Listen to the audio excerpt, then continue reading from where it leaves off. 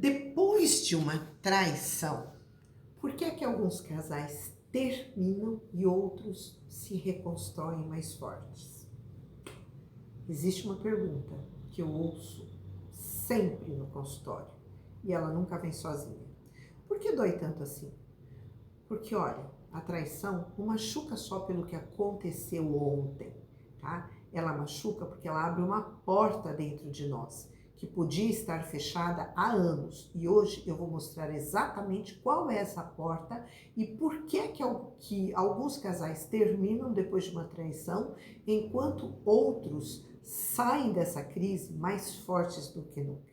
Fica até o final porque o terceiro ponto é o que decide se uma relação sobrevive ou não à dor da traição. Então vamos lá. O que a traição realmente machuca? Quando alguém chega até mim dizendo fui traído, né, a primeira coisa que eu penso não é só sobre o que aconteceu, é sobre a ferida que aquilo acabou de abrir. Porque todos nós carregamos marcas emocionais da nossa história. Rejeição, abandono, humilhação, traição, injustiça. E quando uma infidelidade acontece, ela não cria uma dor nova do zero. Ela vai reativar uma dor que já morava em nós. E é por isso que duas pessoas podem passar pela mesma situação e reagir de formas completamente diferentes. Uma entra em pânico e não consegue mais confiar em nada. Outra pode sumir, se fechar, desaparecer emocionalmente. Outra pode ficar obcecada em entender por quê. E isso não é sobre personalidade, é sobre qual a ferida antiga que acabou de ser tocada. Lembra 5 feridas emocionais da Lise Bourbeau? Deixa eu te mostrar e fazer uma relação, tá? De 5 formas comuns disso aparecer no consultório. Presta atenção, porque provavelmente você vai se reconhecer em uma dessas frases. A primeira, tá? É aquela frase, eu não fui suficiente. Essa pessoa se recolhe, fica invisível, começa a questionar o próprio valor, interpreta a traição como prova de que não era boa o suficiente. Rejeição. A segunda, tá? Eu sabia que ia ficar sozinha. Aqui o medo do abandono é o que explode e a pessoa passa a agarrar o parceiro como uma necessidade quase que desesperada de não deixar ele ir embora, ela ir embora. Ferida do abandono. A terceira frase que eu ouço muito é o que vão pensar de mim. Nessa dor, tá? O sofrimento, ele divide espaço com o medo da exposição pública, humilhação. Aquela frase, nunca mais vou confiar em ninguém, né? Onde nasce o controle, o desejo de vingança, é a ferida da traição. A quinta forma, tá assim, ó, eu fiz tudo certo, isso não deveria acontecer comigo. Essa pessoa tenta entender racionalmente algo que, antes de tudo, precisa ser sentido. É a ferida da injustiça. Você se reconheceu em alguma delas? Comenta aqui embaixo qual foi. Você vai perceber que você não está sozinha, sozinho, tá? Bom, os casais que sobrevivem, né? O que acontece com eles? Isso é uma parte importante, porque na terapia de casal eu percebo 3 movimentos de quem se reconstrói, de quem não se reconstrói.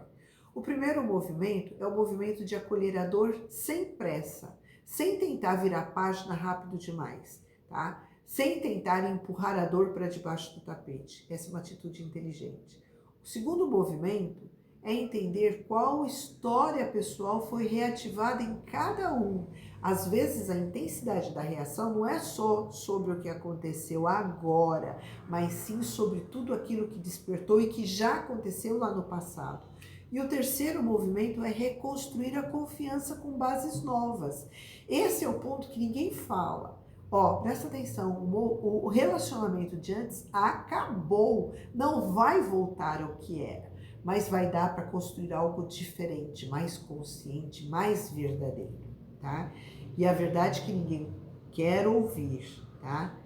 Que uma traição sozinha, ela não vai decidir o fim da relação. Ela vai sim abalar a confiança, mas uma ruptura, tá? Não é o único caminho para curar essa dor. E também não é só sobre perdoar e esquecer. É sobre ter coragem para encarar verdades difíceis, humildade para reconhecer as próprias fragilidades e amor suficiente para reconstruir uma nova história, tá? Ficar junto por medo não fortalece ninguém. Ficar junto porque os dois escolheram crescer, isso sim, isso denota coragem, tá? Toda crise, ela carrega duas possibilidades, qualquer que seja.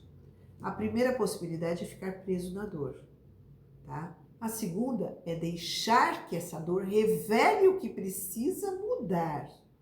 A traição pode sim quebrar a confiança, mas ela não precisa destruir o amor. Se esse vídeo tocou algo em você, tá? Sobre algo que você esteja vivendo agora ou já viveu, comenta aqui nos comentários. Sem julgamento. Esse espaço é seu.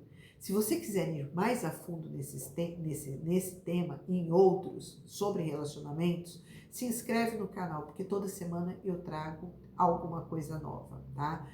Sobre como reconstruir relacionamentos, sobre como construir confiança, sobre como, né, resolver crises conjugais, ou mesmo sobre como se reconstruir e recomeçar após um divórcio, que deve ser uma alternativa, nunca a solução para problemas que o casal tem e não consegue sozinho resolver, tá?